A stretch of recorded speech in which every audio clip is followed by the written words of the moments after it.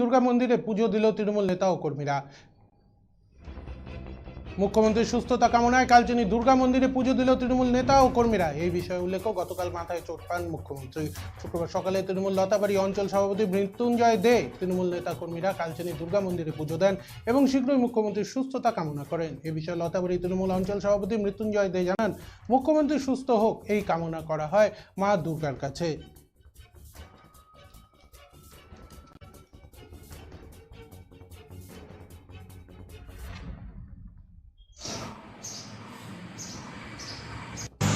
আপনি জানেন যে আপনারা জানেন যে গতকাল আমাদের রাজ্যের মুখ্যমন্ত্রী শ্রীমতী মমতা বন্দ্যোপাধ্যায় গুরুতরভাবে আহত হয়েছেন, উনি মাথায় চোট পেয়েছেন।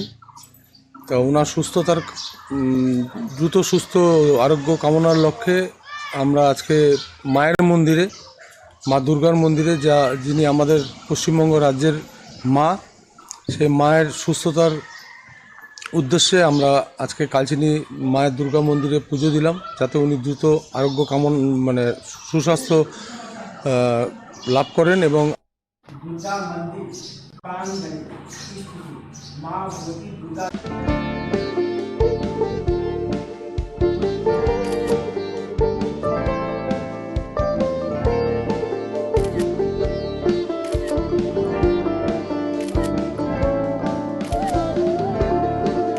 Yeah, ma'am. Shot ready. Just 1 second, huh?